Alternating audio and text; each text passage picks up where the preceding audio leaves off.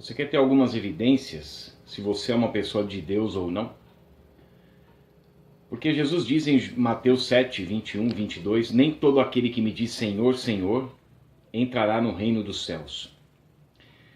Veja o que Jesus disse, nem todo aquele que me diz Senhor, Senhor, entrará no reino dos céus, mas aquele que faz a vontade do meu Pai que está nos céus. A vontade de Deus para quem? Qual é a vontade de Deus?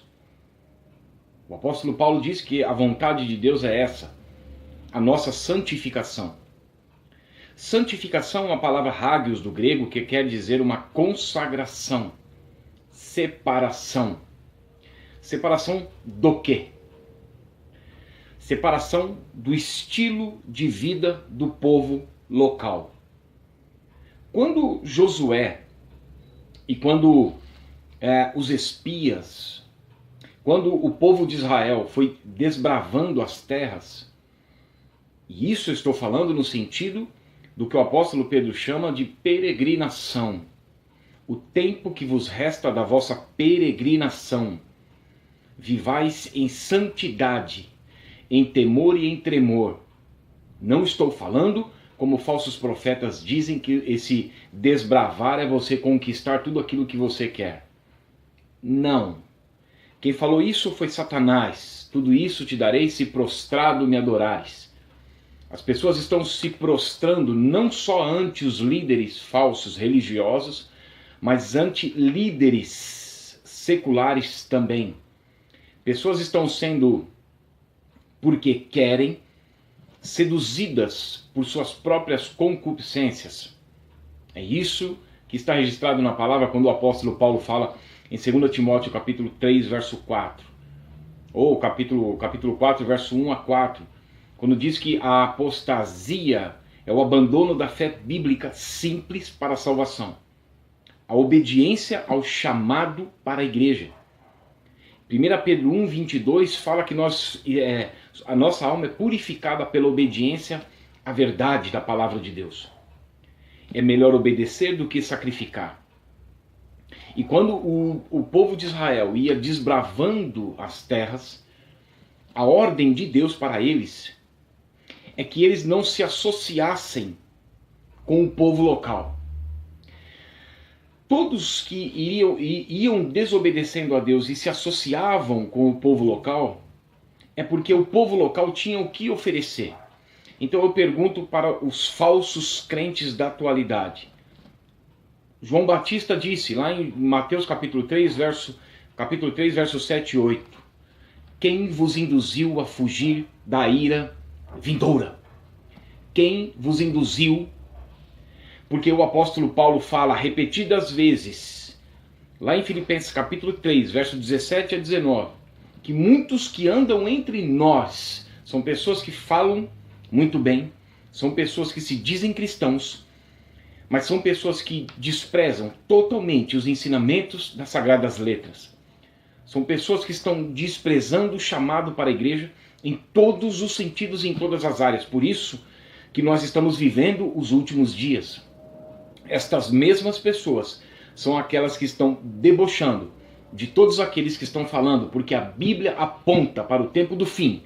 E essas mesmas pessoas são as mesmas que estão debochando dos verdadeiros cristãos. E o único jargão dessas pessoas é esse: não julgueis, meu irmão. Você não pode julgar. Por que eles falam isso? Por causa do medo de se expor. Amados, nós estamos vivendo os últimos dias. Todas as profecias estão diante dos nossos olhos.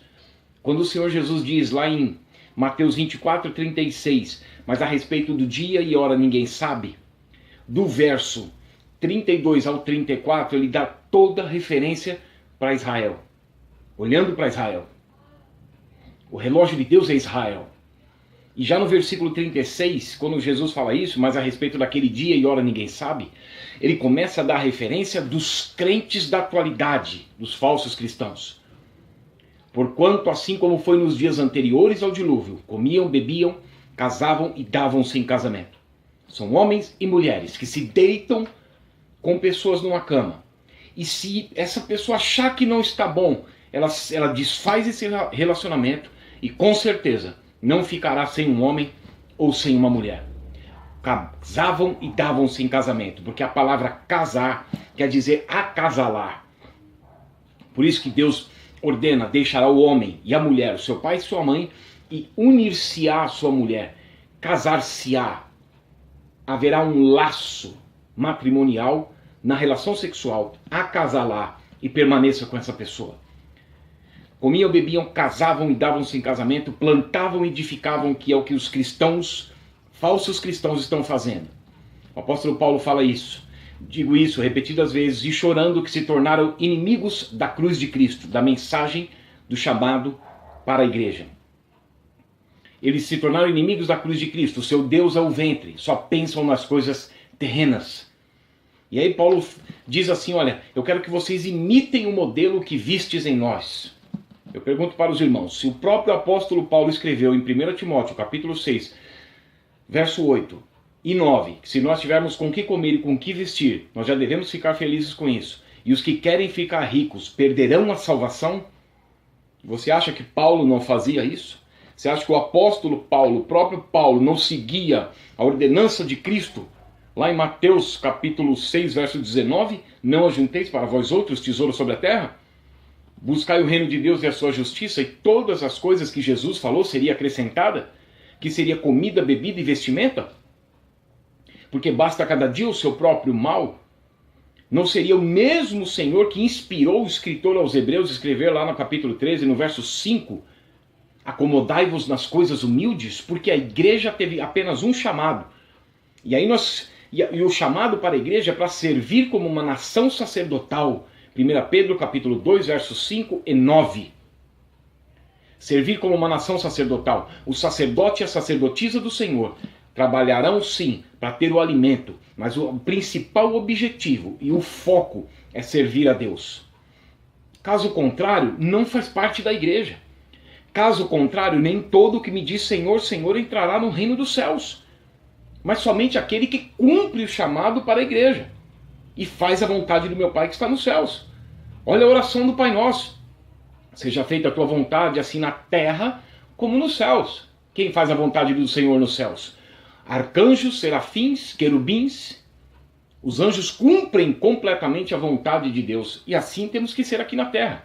No que Israel falhou, mas que será restaurado para o milênio, a igreja, até o seu fim, que já está próximo, porque nós estamos na última dispensação da igreja, que é a igreja de Laodiceia, que é uma igreja rica, abastada e que não tem falta de nada, com os seus cristãos sendo capazes de produzir frutos para si mesmos, não para o reino de Deus. Porque se sobrar tempo, então eles servem a Deus. Deus rejeita a tua oferta. Deus rejeita o que você leva a Ele. Quando você leva a Ele o tempinho que você acha que é importante para Deus, Deus com um assopro lança de diante da tua presença. Deus rejeita oferta manchada. Deus quer toda a tua vida. E aí o Senhor dá a referência dos tipos de solo, lá em Mateus capítulo 13, entre espinhos, ou vamos começar, aquele que caiu à beira do caminho, são pessoas que tratam a palavra de Deus à beira do caminho. O inimigo vem e rouba logo. Aquele que caiu num solo rochoso, não tem sustentação, não tem raiz, não conhece as Escrituras, não examina as Escrituras, porque Jesus falou assim em João 5,39, examinai, pois, as Escrituras. Por que eu vou examinar, Senhor? Porque vocês julgam ter nelas a vida eterna, e elas testificam de mim. Então um cristão autêntico e verdadeiro examina as Escrituras, e se ele examina, ele está nessa condição, sabendo que nós estamos vivendo o princípio das dores, e não adianta esse montante de dinheiro. Então, cai em solo rochoso, não cresce. A outra caiu entre espinhos, que são os cuidados do mundo e a fascinação das riquezas. Ei, fascinação das riquezas.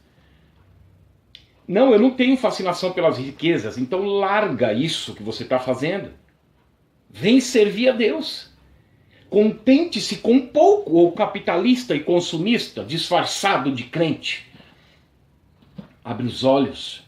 A outra caiu em boa terra e deu fruto a 100, a 60 e a 30 por um.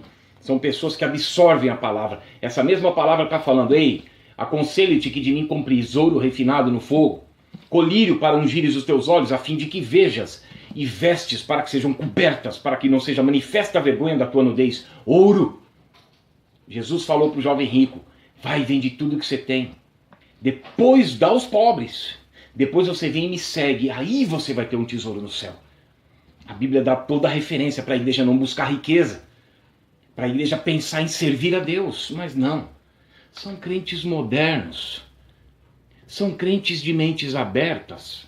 Eles são tão mentes abertas que eles defendem e não reprovam as obras infrutíferas das trevas. Não pode julgar, irmão. Ouro. Seguir a Cristo. Olha a diferença entre o jovem rico e Zaqueu. O jovem rico rejeitou a graça. O calvinista. O jovem rico resistiu à graça de Deus.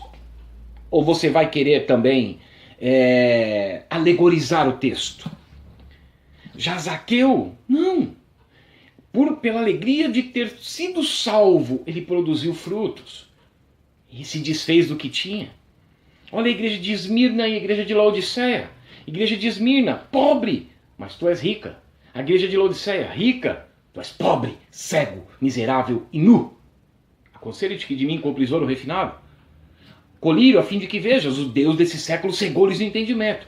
Não existiram nunca tantos sinais sobre a volta de Cristo que identificam o tempo que nós estamos vivendo como hoje.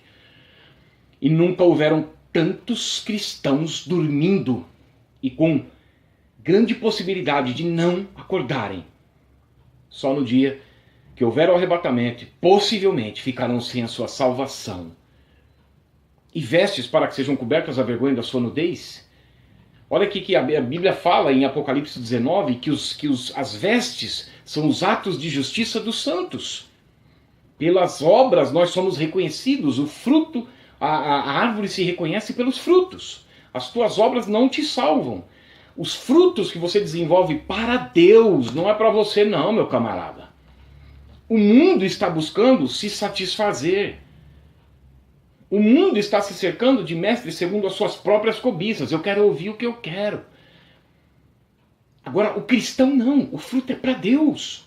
E cada vez que nós desenvolvemos essas obras, nos identificam como salvos. Você leu a Bíblia hoje? Você meditou nas Escrituras? Você orou? Você chorou e pranteou pelo período que nós estamos vivendo? Não, não fiz nada disso. Me desculpa, você não é um salvo. Porque o salvo, ele se parece com o seu Senhor. Filipenses 2,5. Tende em vós o mesmo sentimento que houve também em Cristo Jesus, o qual não julgou por usurpação ser igual a Deus, antes se esvaziou. E você, meu camarada? Você está se enchendo da tua riqueza? Você está se enchendo de tudo aquilo que você acha que é importante? E nem se importa se as Escrituras estão concordando com você. Você sabe qual é o teu fim. Bando de crentes falsos, que no tocante a Deus professam conhecê-lo, mas o negam por suas obras.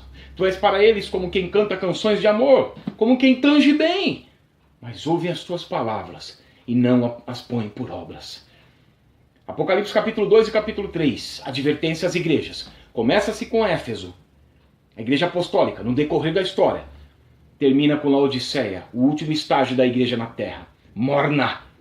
É o que nós estamos vivendo. Cristãos dormindo, a sua grande maioria, num sono espiritual de Satanás. O mundo jaz, o mundo está morto nas propostas de Satanás. Terminando o capítulo 3, João vê uma porta aberta no céu e uma voz como de trombeta dizendo: sobe para cá e daqui você verá as coisas que em breve vão acontecer e que já estamos, e que o Senhor está às portas para buscar a sua igreja.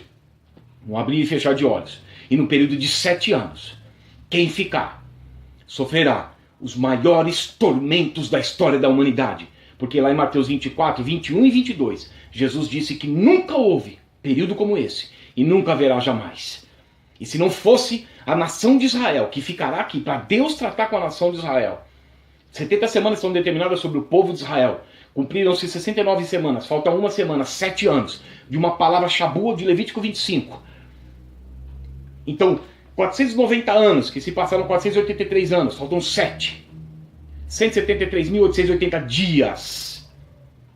2 períodos divididos, 42 meses cada, 1.260 dias. Um tempo, 2 tempos, metade de um tempo. Daniel capítulo 2, verso 7. Apocalipse capítulo 11, verso 3. Apocalipse capítulo 12, verso 6. O tempo está próximo. Abra os teus olhos. Aconselho-te que de mim compres ouro refinado no fogo, colírio, para que vejas, e vestes para que sejam cobertas a vergonha da tua nudez. João vê essa porta aberta no céu, que é o Senhor Jesus. A porta das ovelhas, João capítulo 10, verso 7. E só entra por Cristo se rejeitar as paixões mundanas em todos os seus aspectos. Porque a graça de Deus se manifestou salvadora a todos os homens, para nos educar, para que, renegadas as paixões mundanas, o desejo de conquista e de realizações não é só sexual. É dos olhos brilhar, é das pessoas verem que você é capaz. Eu te pergunto, para quê? João Batista disse, importa que ele cresça e que eu diminua. Você está cego. Abre os olhos. Importa que ele cresça e que eu diminua. Educando-nos para que, renegadas as paixões mundanas, nós vivamos no presente século, principalmente nesse período que será muito rápido. Olha as coisas que começaram a acontecer nesse ano de 2017. Vai ser muito rápido. Para que, renegadas as paixões mundanas, vivamos no presente século, justa, sensata e piedosamente, aguardando a bendita esperança, a qual o nosso grande Deus e Salvador, Jesus Cristo, se deu a si mesmo para formar um povo exclusivamente seu, zeloso de boas obras. Deus abençoe.